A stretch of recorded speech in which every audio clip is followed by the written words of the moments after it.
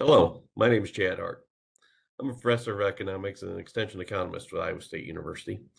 And today I'd like to provide you a brief update on where we're at within the crop markets as we wrap up harvest here and as we figure out our way around the government shutdown and the lack of data that it creates.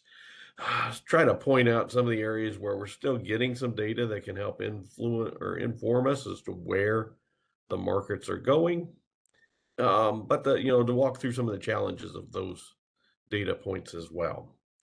And so as we approach thanks or Halloween here and go in, we're still staring at the same numbers that we had at the end of September. That as we look at the US corn crop, we're looking at the potential the biggest crop we've ever had, but with the expectation that it's likely going to shrink once we finally get some data here.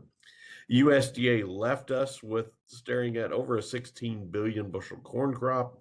I think everybody's still expecting that, but we do expect that production number to come down, especially as word about how much damage southern rust did to the crop, the variability we're hearing out there in countryside about crop yields. It's likely we're going to see that number shrink once USDA starts to update again. The challenge, though, we know is that USDA will often, as they're adjusting supplies down, do the same thing when we look at the usage side.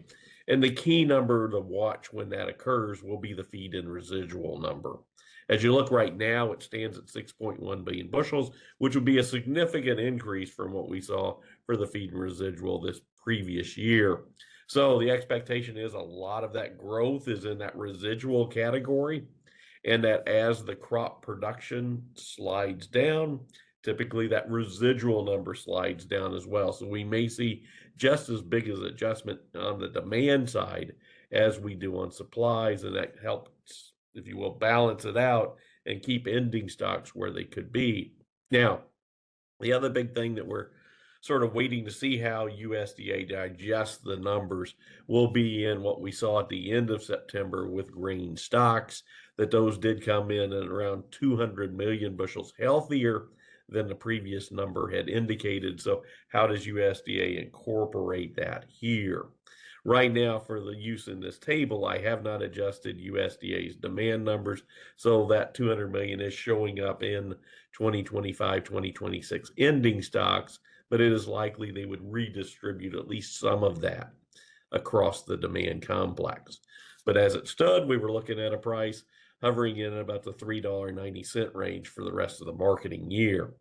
Now, when we look at, in this case, for soybeans, again, the numbers are still as they stood at the end of September, where we were looking at a smaller crop than last year, but probably record yields as we're looking across the countryside. Again, anecdotally, that seems to be the case. I've been hearing a lot of reports here as I've traveled around the Midwest, farmers talking with farmers, and how their yields seem stronger than they were last year at this time.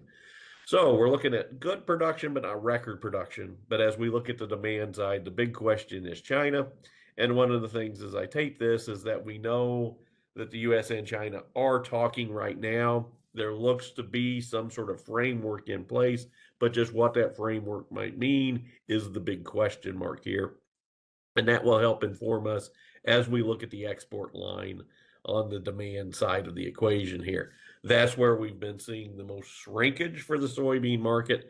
And the worry is that even with a deal struck with China right now, we may not get the recovery we would hope for because we've already missed a lot of the window that we usually have to make sales into China. But as it stands, we're looking at total usage around and actually a little bit above our production number there, which is keeping our stocks tight. But global supplies continue to grow, and that's why the season average price is not expected to improve much. As you can see, USDA had been maintaining that $10 price. Now, as we've been moving forward, like I say, the other thing we're missing here is we're not getting the update on what's happening with world production. But the idea is we knew where we stood back before the government shut down. We knew we were looking at the world's biggest corn crop. It wasn't just the US's biggest corn crop, that we're seeing growth outside of the US.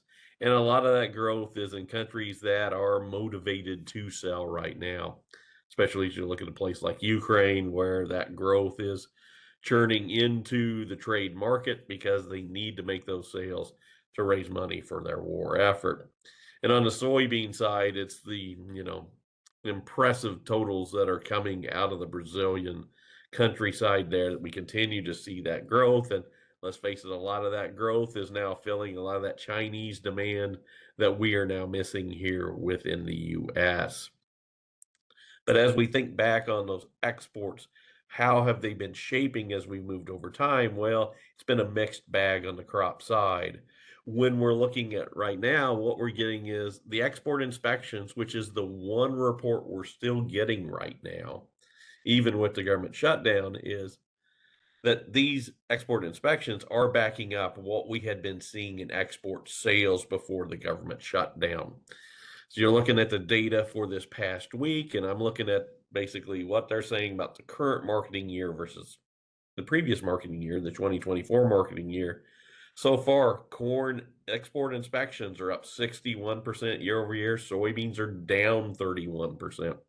That's aligning pretty well with the export sales data we had before the government shutdown, where corn was up over 70%, soybeans was down more than 30%. So, based upon this data, it seems to be supporting the trends we were seeing before the shutdown are still in place today.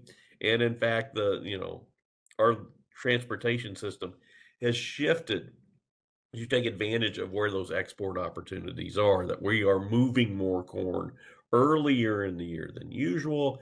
At the same time, too, we're not moving as many soybeans as usual. And so the market is rebalancing and creating more of those shifts as we're looking forward over time. The other thing I'll point out here is thus far, when you look across all the big crops when we're looking out there, yep, export sales continue to remain stronger than last year overall. Like I say, corn's leading that charge, but wheat is in there as well, where we're pushing more out there. And so, in terms of total metric tons moving, we are getting more out there. So we haven't seen as much damage in some of the other crops as we've seen with soybeans when it comes to export potential. Now, looking at other ways we utilize these crops, as far as, feed demand, what's happening in the meat markets. Again, we're not getting updates here, but the idea is that things continue to chug along here. That as we look, the beef market does continue to shrink in terms of total size, but pork, broilers, turkey are looking to grow throughout here, tail end of 2025, going into 2026. That should mean that we could see, I'll call it stable feed demand as we look out there. And that's why, again, I'm looking for that residual number to shrink as we look at the corn supply and use table. Now, as far as the biofuels are concerned, corn grind for ethanol is remaining at very strong levels. We did see a little dip back as we got around the Labor Day season, but now we're back to fairly strong, healthy levels going into in the mid fall here, building up for winter. We do tend to see things slow down a little bit as we get into the winter driving season. But probably the biggest area of concern right now is with China sitting on the sidelines on the soybean side, is looking at what we're doing on the biofuel side with soybeans. There's a lot of hope that we could continue to build some growth here, especially going into 2026 with the announcement of the renewable fuel standard there. But we've also seen biodiesel and renewable diesel margins have been hanging around in negative territory through most of 2025.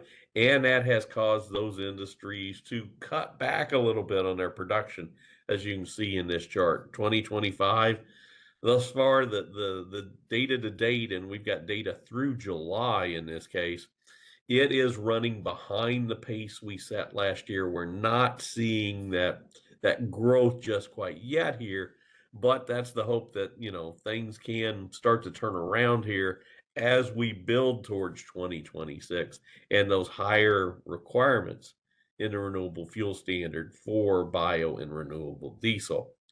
But when you put all this together, what you get are prices here as we like I say, approach the end of October here that are actually a little bit stronger than what USDA is projecting right now, and a little bit stronger than they were when we entered the government shutdown.